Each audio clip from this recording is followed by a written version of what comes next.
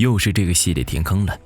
这期视频我们来斗一斗明清时期普通男子和美女僵尸之间不得不说的故事。明天启年间，山西平阳府有个儒生名叫万历本，他不仅身体健壮臂力奇大，而且才思敏捷胆色过人，当地人送外号大胆秀才。那是一个酷暑难耐的白日，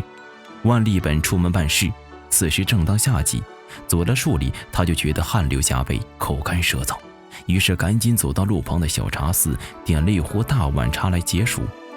只见旁边桌上正坐着两人，摇着扇子一边喝茶一边聊天着。万历本此时已是疲乏难耐，正要昏睡过去，不料却被这听来的意外消息给惊醒了。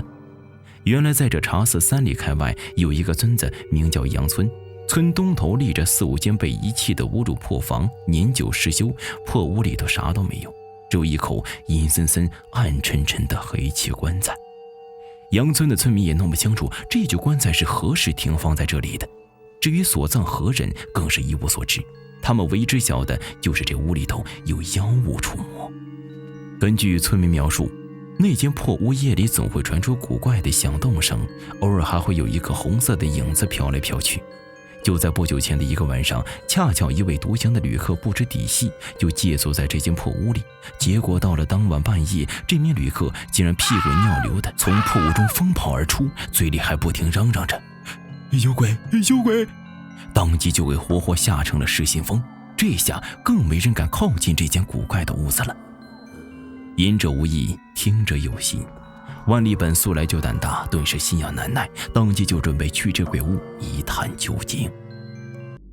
转眼已经日头西落，倦鸟归林，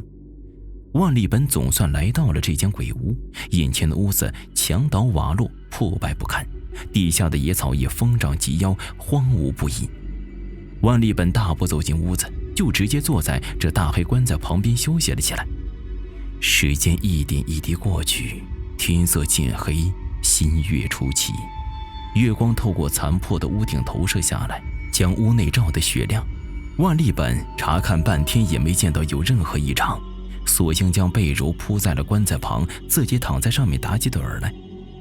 可一直等到快2更的时候，也没有见到什么鬼屋。万历本却是辗转反侧，夜不能寐，最后干脆翻身坐了起来，准备出去再四处查看一番。不料身子刚刚坐起，就听从旁边的这口棺材里发出一阵锵锵的声音，渐渐的棺材居然轻微的晃动起来，不多时棺盖也已经慢慢打开了一条缝隙。万历本心知鬼屋就要出来了，心中不及细想，急忙纵身跃起，翻上墙头，趴在上面静观其变。屋内锵锵之声不绝，棺盖的缝隙也越来越大，最终轰的一声，棺盖打开，一阵红影晃动，只见从棺内已然坐起一个红衣女子来。这女子满头如瀑乌发，红裙绿袖环佩坐香，从棺内姗姗而出，身姿明媚妖娆，竟然是一个绝色美女。她一出来便坐在万历本方才所躺的被褥上面，用双手重新整理云鬓，待整理完毕之后便飘然而出了。万历本眼看着他的背影消失在黑暗之中，也不知这到底是什么鬼物，当下心中便打定主意，趴在墙头继续等待他回来。时间流逝，渐渐到了4更天，万历本已经困得迷迷糊糊了。隐约之间，只见外面一团鬼火缓缓飘进屋内，鬼火一个回转，竟然变成那个红衣女子的模样。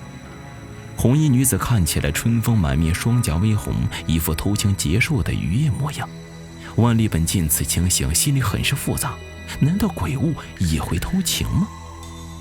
眼看这红衣女子把棺盖抬上，就钻进棺材，万历本脑袋一热，当即跳下墙头，把棺材盖子狠狠推住，咔嚓一声就给合上了。这女子当即傻了眼，一双鬼眼恶狠狠地紧盯着她。好家伙，这万历本不仅没后退，还使劲回瞪着女子，也用双手紧抵住另一头。女子推了半天也没办法推动棺材盖，于是对着万历本娇然一笑，刹那间媚眼如丝，勾魂摄魄。好家伙，这个鬼物竟然在如此危机情景之下用上了玫瑰计来诱惑万历本，可真是难缠之极啊！哪想到偏偏万历本是个木的，不管女子做出何种媚态，千般勾引，万般诱惑，万历本全当没看见，只用力抵着棺材盖子，就是纹丝不动。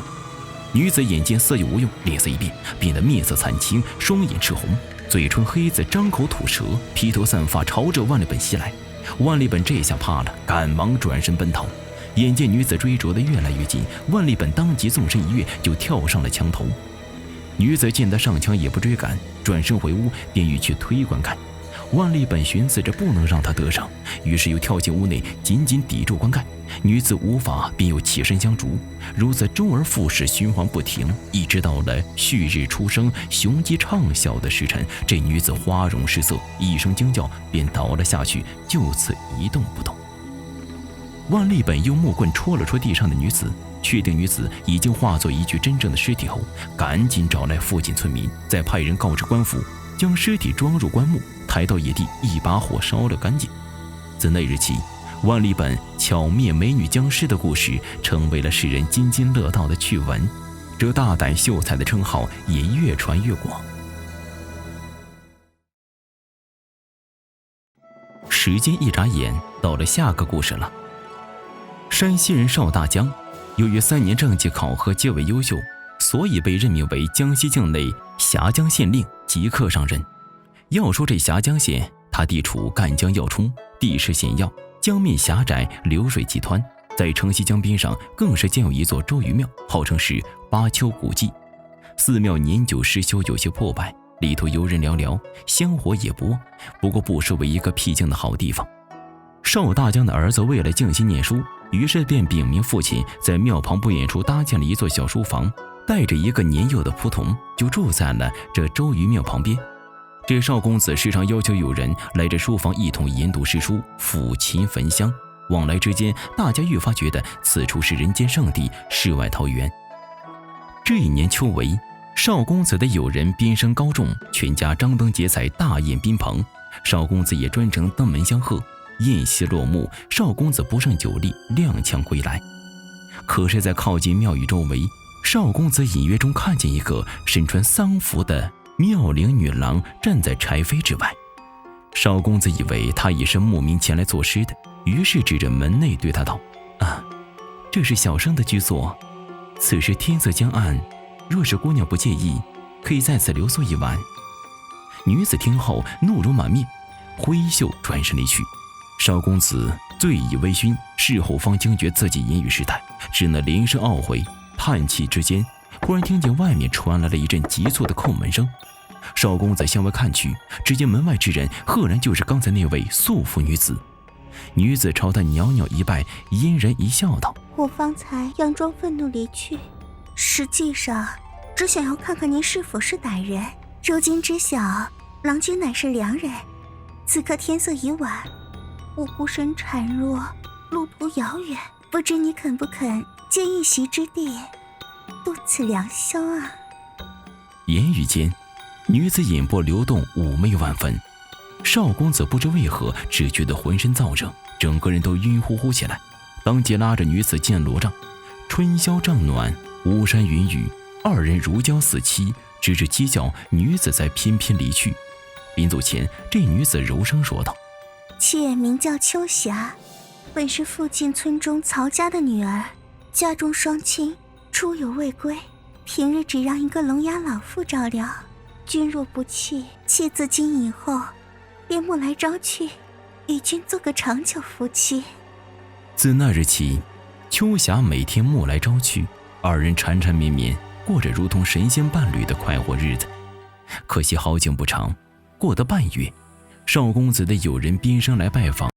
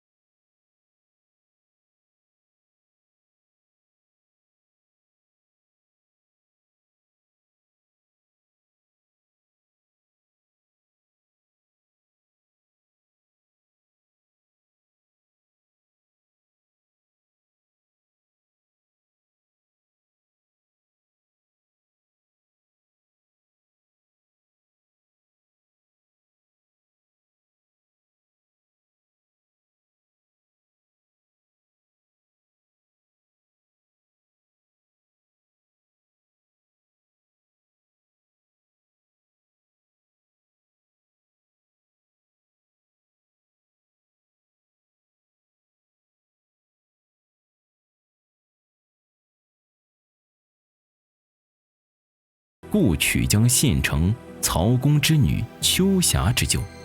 找来当地农户一问，皆说这棺错停放在庙中已有20多年，也没见有人来找过。秉生不敢怠慢，急忙命人飞驰报与邵县令。邵县令听罢，亲自来到周玉庙，命人将棺错打开查验，果见里面躺着一具骷髅，衣服的颜色和众人所见一模一样，只是头部双眼凹陷处已逐渐长出新肉来，看上去人不人鬼不鬼的。偏偏在女尸的枕畔还有一把白玉尺，正是邵公子的心爱之物。邵县令惊倒在地，这女尸如此怪异，定为妖孽，若不铲除，我儿迟早会为鬼婿啊！说毕，众人就将这女尸抬出烧掉，烧了整整1个上午，女尸才堪堪烧尽。期间这女尸不仅发出叽叽之声，散发出的恶臭更是数里外都能闻到。邵公子事后知晓此事，心里悲痛欲绝，不肯相信。直到众人将他给秋霞的白玉尺拿出作证，他心中这才后怕起来。自此以后，也不敢再做非分之想，安心念书，终于成为了一位为国为民的好官。人这一生，自出生到垂垂老矣，总会遇到许许多多的诱惑。如果人们任凭自己沉沦在各种欲望之下，那这些欲望就会化成妖魔，缠绕住人，直到吸尽最后一滴精血。